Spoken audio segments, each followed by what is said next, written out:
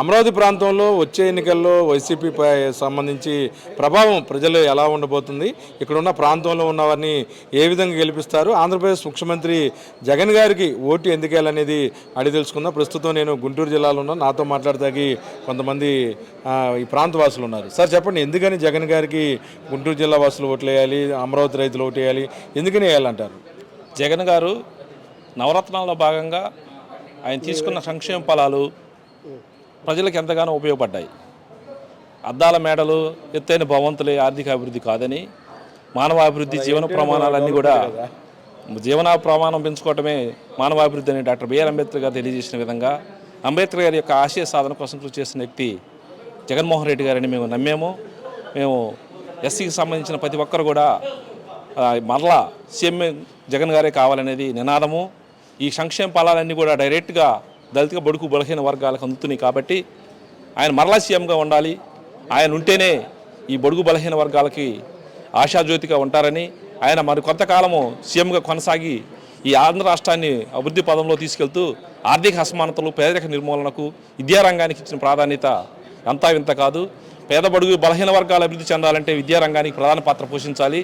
విద్యారంగానికి సంబంధించి అమ్మఒడి, నాడు నేడు స్కూల్ తీసుకొచ్చి ఈ విధంగా అభివృద్ధి చేస్తూ రాష్ట్రము భారతదేశంలోనే తలమానికంగా కొనసాగుతుందంటే అది ఒక జగన్మోహన్ రెడ్డి గారికి సాధ్యం. కాబట్టి జగన్మోహన్ రెడ్డి గారు ఈ రాష్ట్రానికి మరలా ముఖ్యమంత్రి కావాలి. అదేవిధంగా మనం ప్రీతమ నాయకురాలు మాజీ హోంశాఖ మార్చులు సుచేత మేడం గారు కూడా ఈ నియోజకవర్గానికి అమితమైన సేవ చేశారు. వారి యొక్క కృషితో ఈ పత్తిపాడు నియోజకవర్గం కూడా ఎంతో అభివృద్ధి చెందింది.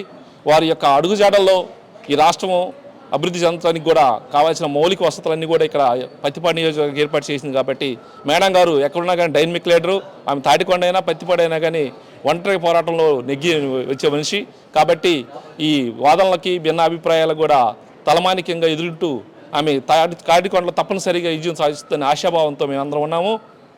ఆమె యొక్క చూపించిన బాట ప్రకారము నూతనంగా ఇవ్వబడినటువంటి మా పత్తిపాడు నియోజకవర్గానికి ఇన్ఛార్జికి ఇచ్చిన కిరణ్ కుమార్ విజయానికి కూడా మేమందరం తలమానికంగా కృషి చేస్తామని, ఆయన విజయానికి బాట వేస్తామని, అదేవిధంగా సుచరిత మేడం గారికి తాటికొండను, అదేవిధంగా పత్తిపాడు కిరణ్ కుమార్ని కూడా ఫస్ట్గా గెలిపించుకొని మా యొక్క జగన్మోహన్ రెడ్డి గారికి గిఫ్ట్గా కూడా ఇవ్వబోతున్నామని కూడా ఈ సందర్భంగా తెలియజేస్తున్నాం. అసలు ఎక్కడ కాంప్రమైజ్ అవ్వట్లే మీరు.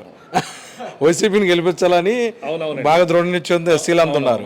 మరి పక్కన కొంతమంది యూట్యూబ్ ఛానల్స్లో గౌరవ యువ ముఖ్యమంత్రిని ఉద్దేశించి రకరకాలుగా స్థాయిలు మర్చిపోయి మాట్లాడుతున్నారు.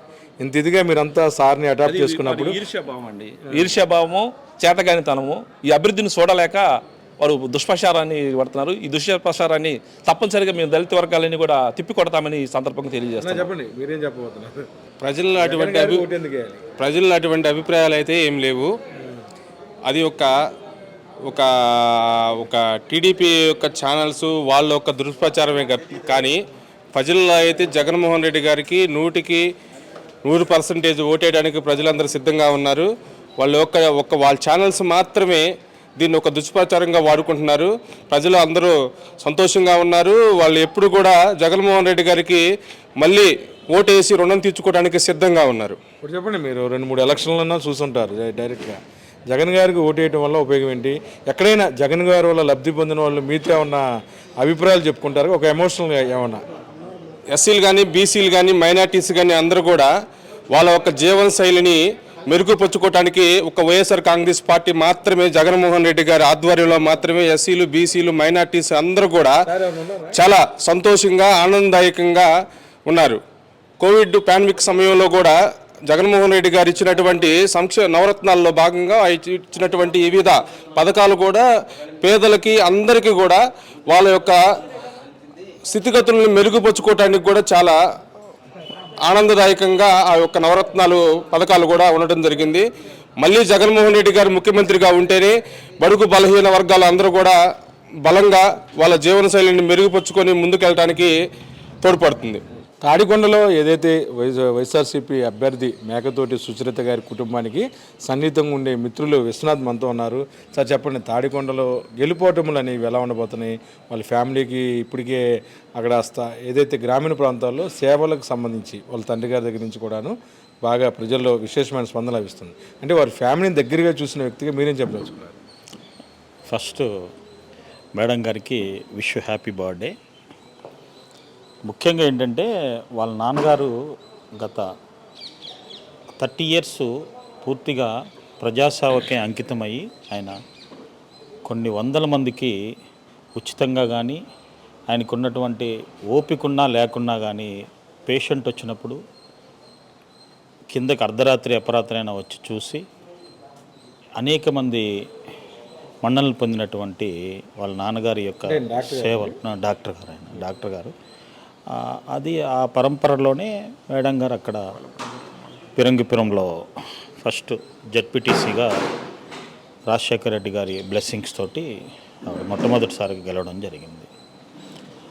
అక్కడి నుంచి వచ్చిన తర్వాత మేడం గారు కానీ దయాసాగర్ గారు కానీ ఇద్దరికీ చాలా సౌమ్యమైనటువంటి వ్యక్తులు వీళ్ళిద్దరు. ఎవరన్నా కానీ వెళ్తే మంచిగా మాట్లాడడం కానీ పలకరించడం కానీ వాళ్ళ కష్ట నష్టాలు మేడం తెలుసుకొని వాళ్ళకి ఏదన్నా వాళ్ళకి తోచినటువంటి హెల్ప్ ఏ విధంగా కావాలో ఆ విధంగా చేసిన సందర్భాలు అనేకమైనవి ఉన్నాయి. అందువల్ల ఆవిడకి ఖచ్చితంగా బ్లెస్సింగ్స్ వాళ్ళ నాన్నగారి బ్లెస్సింగ్స్తో పాటు ఇప్పుడు ఎవరైతే ఆయనకి టికెట్ ఇచ్చారో మేడం గారికి ఆయన బ్లెస్సింగ్స్ కానీ నిండుగా ఉండి ఆవిడ ఖచ్చితంగా గెలుస్తారని భావిస్తున్నాను నేను.